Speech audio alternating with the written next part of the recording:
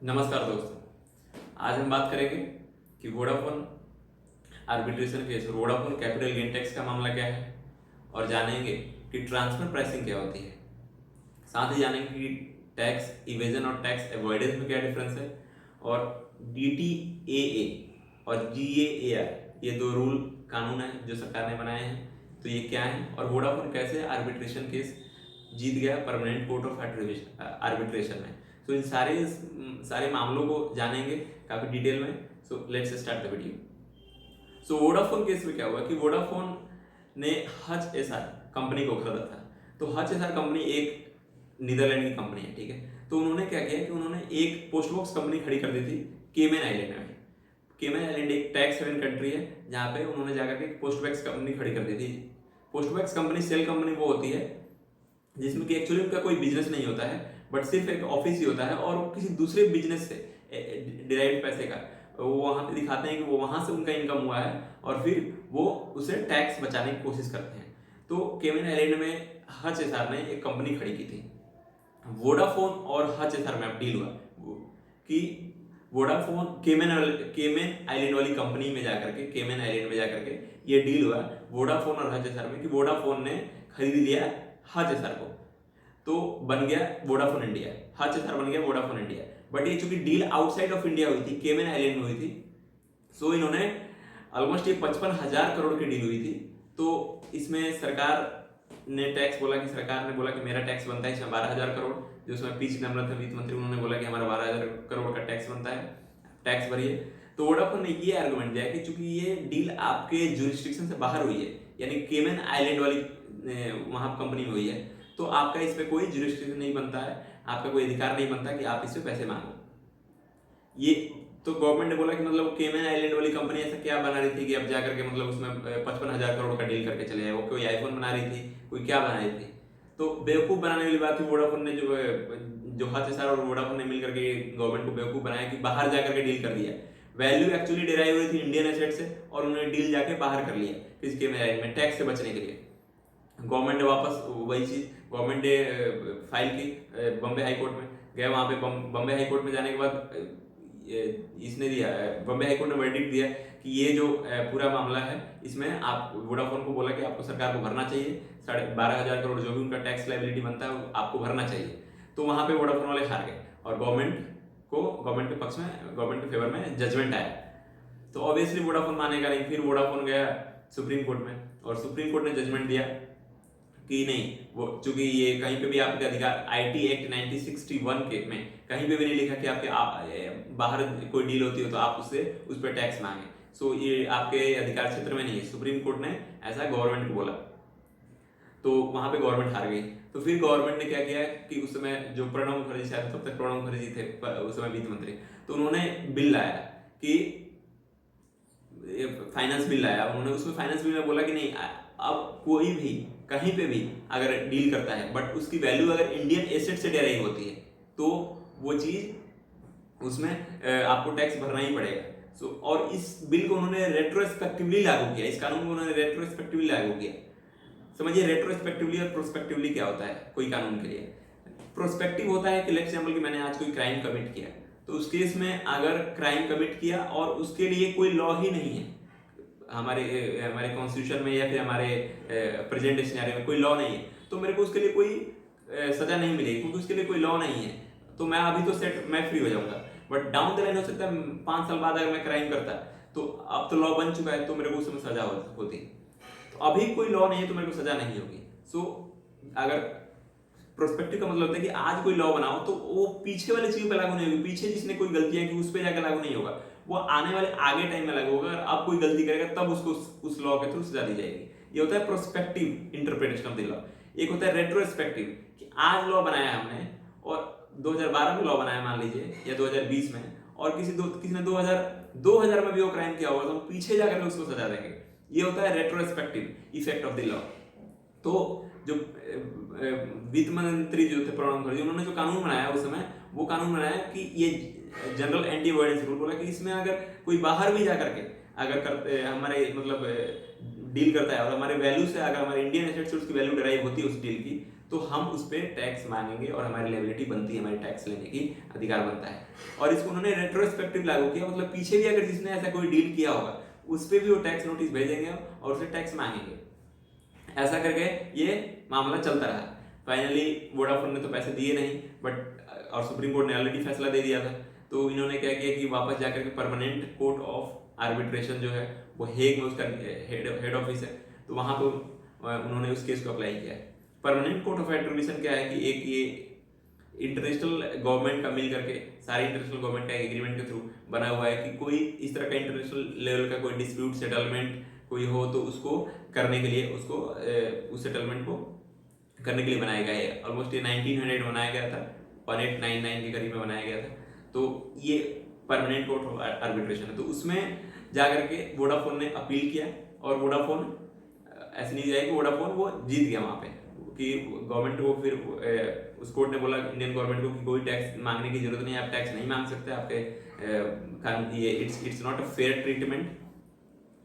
और दूसरा कि इवन कुछ पैसे 40 करोड़ कुछ पैसे इंडियन गवर्नमेंट को उल्टा देने को बोला है वोडाफोन को। खैर जो भी है, सो ये वोडाफोन कैपिटल गेन टैक्स का मामला था। अब इसमें देखते हैं कैपिटल गेन टैक्स एक्चुअली होता क्या है। देखिए वोडाफोन ने जो डील किया 55,000 करोड़ का, तो कैपिटल गेन टैक्स होता है कि आपको कोई कैपिटल मिलती है, तो जैसे कि आप कोई प्रॉपर्टी बेचते हैं, तो प्रॉपर्टी बेचते हैं तो आपको जो पैसा मिलता है उसका सरकार का टैक्स बनता है, उसको बोला जाता है, जनरल वर्ड में देखें तो उसको बोलते हैं विथ होल्डिंग टैक्स या फिर टीडीएस अपने आप बोला जाता है कि टैक्स डिडक्शन एट सोर्स। वो काम करना चाहिए था जो हच एसआर को वोडाफोन ने पैसे दिए खरीदने के लिए कंपनी को, तो वो उसमें से 55,000 करोड़ से उसको चाहिए था कि 12,000 करोड़ बचा ले और बाकी पैसे हच एसआर को 12,000 करोड़ गवर्नमेंट को खुद जमा कराए Vodafone. Tax deduction at source हो गया, इसको बोलते हैं विथ होल्डिंग टैक्स, अपने पास ही रख लीजिए और आप ही खुद जाके गवर्नमेंट में जमा करा दीजिए।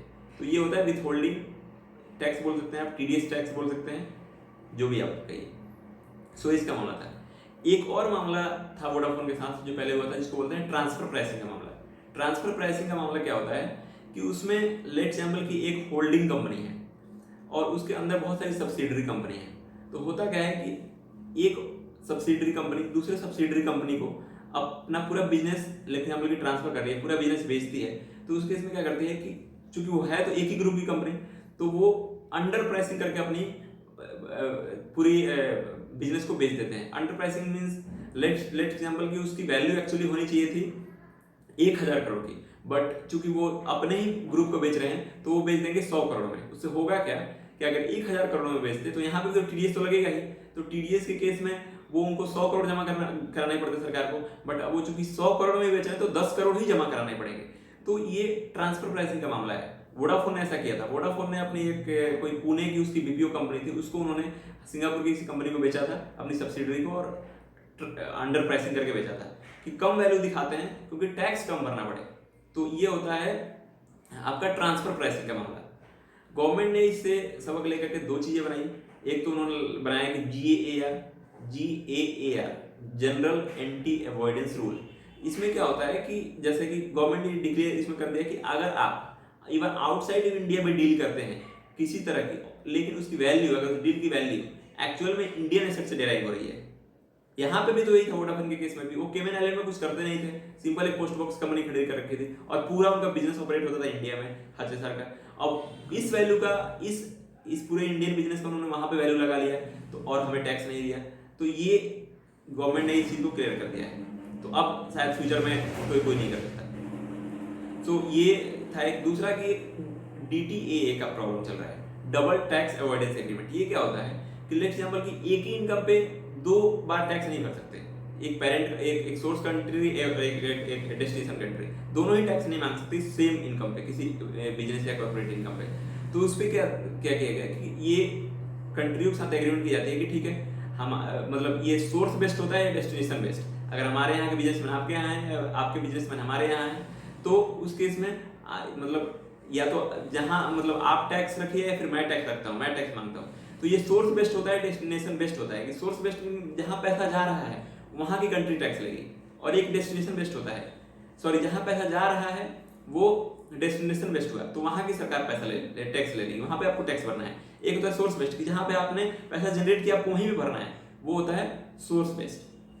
सो जनरली डेवलपिंग कंट्री चाहती हैं कि जो ये DTAA हो वो सोर्स बेस्ड हो, जबकि डेवलपिंग कंट्री चाहती है कि ये सोर्स बेस्ड हो और डेवलप्ड कंट्री चाहती है कि ये डेस्टिनेशन बेस्ड हो। तो ये अपने में ये चलता ही रहता है। तो DTA आप ऐसे कंट्री से, मेरा मानना है कि DTA आप ऐसे कंट्री से साइन मत कीजिए जो टैक्स हेवन है। एक्चुअली टैक्स हेवन कंट्री क्या होती है? टैक्स हेवन कंट्री होती है जैसे कि केमन आइलैंड का नाम लिया मैं, जैसे बरमूडा हो गया, बहुत सारे ऐसे कंट्री हैं। उन क्या करते हैं कि टैक्स का उनके पास कोई नेटवर्क नहीं होता, टैक्स वो लेती ही नहीं है, किस तरह का टैक्स फ्रेमवर्क उनके पास प्रॉपर होता ही नहीं है, तो वो अपने यहाँ फ्री टैक्स लेती नहीं है। तो उनके यहाँ बहुत सारी कंपनियां अपनी पोस्ट बॉक्स कंपनी खड़ी कर देती हैं। एक्चुअली उनका बिजनेस कुछ होता नहीं है और वो पैसे को साइन ऑफ करती रहती हैं। एक्चुअल कंट्री से दूसरे कंट्री में पैसा चला जाता है बिना टैक्स दिए। तो ये होता है आपका पोस्ट बॉक्स कंपनी होती है और इस तरह का आपका टैक्स हेवन कंट्री होती है। तो ट्रांसफर प्राइसिंग हो गया, कैपिटल गेन टैक्स हो गया, TDS क्या होता है ये हो गया, आपका GAAR समझ में आ गया, डबल टैक्स अवॉइडेंस एग्रीमेंट। तो डबल टैक्स अवॉइडेंस एग्रीमेंट तो मेरा मानना है कि आप टैक्स हेवन कंट्री से कीजिए मत, कोई फायदा नहीं है उसको करने का, क्योंकि सारा पैसा तो साइन अप होकर चला जाता है, उनके साथ एग्रीमेंट करने का कोई फायदा ही नहीं है। ये चीज हो गया। एक नोकिया भी इसी तरह के इशू में फंसा हुआ था। नोकिया ने क्या किया था कि देखिए, जो हमारे पास कानून है वो जो IT कानून है, IT 1961 कानून है, उसमें मतलब लूप होल का यूज करते हैं कंपनी। एक्चुअली क्या होते हैं, लूप होल का यूज करती हैं।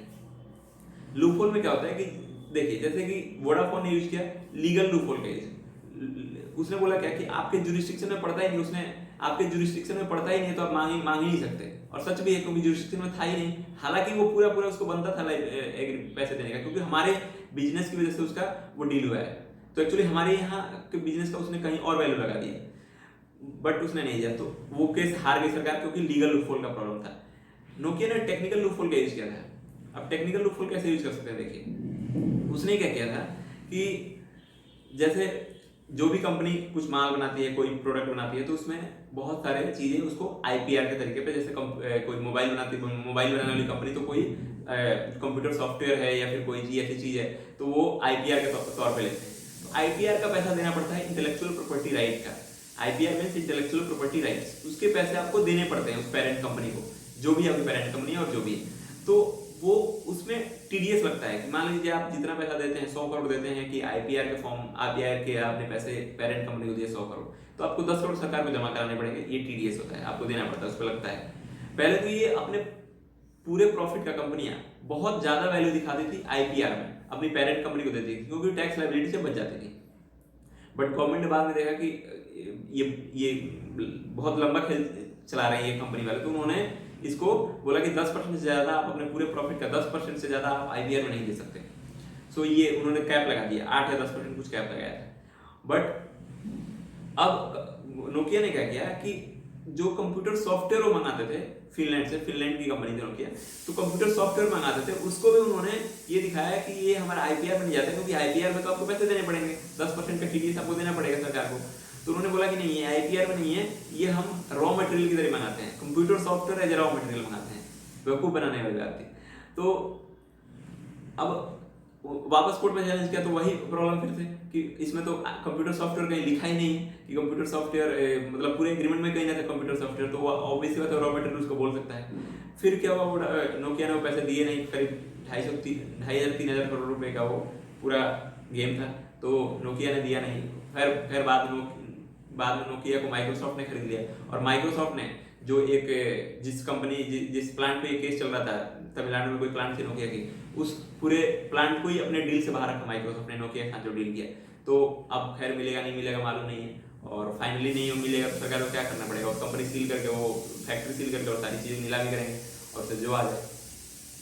सो ये था एक सबसे इंपॉर्टेंट चीज समझने की है, टैक्स अवॉइडेंस और टैक्स इवेजन क्या होता है।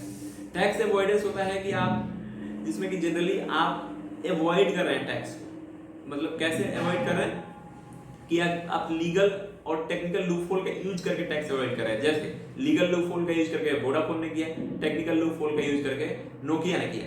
तो ये लीगल और टेक्निकल लूपहोल का यूज करके वो लोग टैक्स को अवॉइड करते हैं। एक्चुअली वो आपके सामने सब कुछ बताते हैं, बट ये लूपहोल का यूज कर देते हैं और आप क्लेम भी नहीं कर सकते। ये जो वोडाफोन नोकिया ने किया। दूसरा होता है वो इवेजन। इवेजन में क्या होता है कि आप अपने इनकम को दिखाते ही नहीं प्रॉपर, आप अपने इनकम को दिखाते नहीं है, तो उस केस में वो ब्लैक मनी हो जाती है और उसके लिए आपको जेल हो सकती है, आप पकड़ेगा तो ऑब्वियसली बात जेल हो जाएगी। बट टैक्स अवॉइडेंस में जेल का नहीं कह सकते क्योंकि नोकिया और वोडाफोन को तो हुआ नहीं, तो कुछ आइडिया नहीं है कि वो टैक्स अवॉइडेंस में होगा या जेल होगा या नहीं। बट टैक्स इवेजन में आपका जेल होगा, क्योंकि आप अब इनकम प्रॉपर इनकम डिक्लेयर नहीं करते, आप इनकम छुपा रहे हैं, तो ब्लैक इनकम, ब्लैक मनी हुई और उसके लिए आपको जेल हो सकती है। तो ये था टैक्स अवॉइडेंस और टैक्स इवेजन में डिफरेंस। सो इस वीडियो में हमने बात की ट्रांसफर प्राइसिंग क्या होता है, कैपिटल गेन टैक्स का मामला क्या था वोडाफोन के साथ, DTAA क्या होता है और GAAR क्या है, और इन सारे विषयों पर हमने बात की। आपको अगर फिर भी कोई डाउट हो तो आप कमेंट सेक्शन में बता सकते हैं। इस वीडियो में इतना ही, तब तक के लिए जय हिंद।